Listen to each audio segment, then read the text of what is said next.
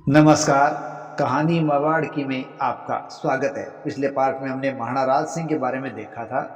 देखिए, महाराणा राज सिंह है जब मुगलों से संघर्ष कर रहे थे, उस संघर्ष के दौरान 1680 के अंदर अचानक से इनकी मृत्यु हो जाती है और उस समय औरंगजेब की सेना के द्वारा यहाँ आक्रमण किया हुआ था। तो इस प्रकार संघर्ष चालू है, उसी के अंदर किसकी मृत्यु हो गई? राज सिंह की। और उनके सबसे बड़े पुत्र है जयसिंह शासक बने, जिन्होंने 1680 ईस्वी से लेकर 1698 ईस्वी तक राज्य किया और उन्होंने अपने पिता के उस संघर्ष को चालू रखा था। लेकिन रतन सिंह चुड़ावत, जो कि राणा राज सिंह के सामंत सरदार थे, उनका संघर्ष है वो मुगलों के साथ जबरदस्त तरीके से चल रहा था और मुगलों का सेनानायक उधर था दिलावर खान, जो कि आगे बढ़ चुका था और गोगुंडा की घाटी तक वो यहाँ आ चुका था। लेकिन यहाँ रतन सिंह चुड़ावत ने उसको बुरी तरीके से घेर लिया और एक बड़े मजबूत संघर्ष को उसने अंजाम दिया और मजबूरन मुगलों की इस सेना को यहाँ से भागना पड़ा। लेकिन इस काम के अंदर चुड़ावत सरदार रतन सिंह है वो खुद भी बलिदान हो गए, काम आ गए। जय सिंह ने अपनी रणनीति को थोड़ा बदला और उसने अपने सामंत दयाल दास को मालवा की तरफ रवाना कर दिया, जिसने आगे बढ़कर मालवा की जगह मांडू पर कब्जा कर लिया था और मुगलों को परेशान किया। कई ठिकानों पर उसने लूट मार भी की थी। जय सिंह ने अपनी रणनीति के तहत दुर्गादास राठौड़ और राव केसरी सिंह को अपने पास बुलाया और उन्होंने औरंगजेब के बेटे शहजादे अकबर को भड़काना प्रारंभ कर दिया और उसको ये कहलवाया कि आपके पिता औरंगजेब की नीतियां हैं वो अपने पूर्वजों की भांति नहीं है, बल्कि आपके पूर्वजों की नीतियां अच्छी थी जिसके साथ पूरे हिंदुस्तान के लोग खड़े थे। लेकिन अब जो नीतियां हैं वो वर्तमान समय के अनुकूल नहीं है, तो आप हमारे साथ हो और हम आपका साथ देंगे। अपने पिता के खिलाफ जाइए और उनके खिलाफ विद्रोह करके आप अपने राज्य को प्राप्त करें, अपने पूर्वजों की नीति का अनुसरण करें और हम सब आपका साथ देंगे। इस प्रकार उन्होंने औरंगजेब के शहजादे अकबर को भड़काकर अपने पक्ष में कर लिया था। औरंगजेब के शहजादे अकबर ने मेवाड़ के साथ समझौता कर लिया और समझौते के तहत उसने विद्रोह कर दिया और जनवरी 1681 में उसने अपने आप को बादशाह घोषित कर दिया और तहव्वुर खां को उसने अपना मुख्यमंत्री बना दिया और अब वो अजमेर की तरफ रवाना हो रहा था। अजमेर के इन इलाकों में आ चुका था, लेकिन उसके विद्रोह का जब पता लगा तो औरंगजेब भी घबरा गया, क्योंकि वो खुद मेवाड़ में था और मराठे भी दक्षिण के अंदर उसको परेशान कर रहे थे।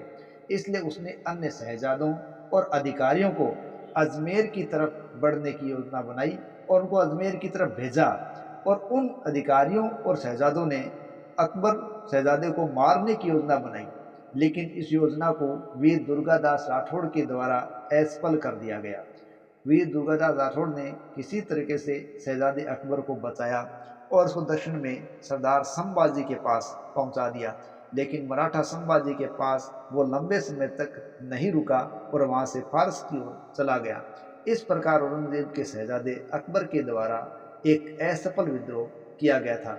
लेकिन औरंगजेब खुद मुश्किल में घिर चुका था, क्योंकि वो मेवाड़ में संघर्ष कर रहा था और दक्षिण में जो मराठे हैं वो अब पूरी तरीके से काबू से बाहर होते जा रहे थे। ऐसी स्थिति के अंदर औरंगजेब दक्षिण जाना चाहता था, इसलिए उसने अपने शहजादे आजम को आगे किया और आजम के जरिए मेवाड़ से संधि करने का प्रयास किया। फिर दोनों के बीच 24 जून 1681 को संधि हो गई। इस प्रकार मेवाड़ और आजम ने संधि की। इस संधि के अंदर कुछ शर्तें लगाई गई कि महाराणा जजियाकर के बदले में पूर्व मांडल और बदनौर के फरगने बादशाह को दे देगा और बादशाह जजिया नहीं लेगा। बादशाह मेवाड़ में कोई दखल नहीं देगा और महाराणा राठौड़ों को सहायता नहीं देगा।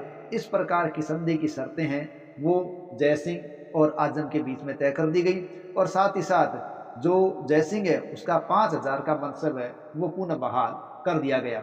औरंगजेब यहाँ सुलह करके, राजमंद में सुलह हुई थी और सुलह करके अजमेर में मुअज्जम को वो छोड़ देता है और खुद है वो किधर चला जाता है? दक्षिण की ओर चला जाता है, क्योंकि वह मराठों के उपद्रव को रोकना चाहता था। तो इस प्रकार संधि करके उसने मेवाड़ में शांति स्थापित की और स्वयं है वो दक्षिण की तरफ रवाना हो गया था। तो कुछ समय पश्चात आजम क्या करता है, वो जयसिंह को वापस उसके पूर्व मांडलगढ़ बरनौर के क्षेत्र दे देता है और कहता है कि आप बदले में 1000 जो घुड़सवार है वो दक्षिण मोर्चे के लिए भेजे। लेकिन राणा इस बात पर चुप रहता है और उसको अपना क्षेत्र वो भी प्राप्त हो जाता है, बदले में कुछ भी करना भी नहीं पड़ता। इस प्रकार अपने वैभव को बचाने में जयसिंह कामयाब हो जाते हैं।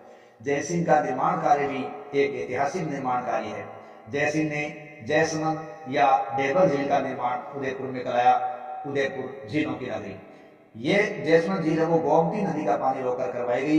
इसे डेबर झील भी कहते हैं क्योंकि यहाँ डेबर दर्रा है। इसमें 7 टापू है जयसमंद झील में। इन पर निवास करने वाली जातियां है बीप और मीणा। जयसमंद झील से ही भाट और श्याम की लहर निकाली गई है। जयसमंद झील के किनारे रूठी रानी का एक महल बना हुआ है।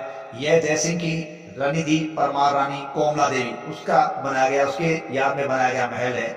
इसी के अलावा जयसिंह ने नर्मदेश्वर मंदिर का निर्माण भी करवाया। इस प्रकार अपने वैभव को उसने गौरवशाली बना दिया।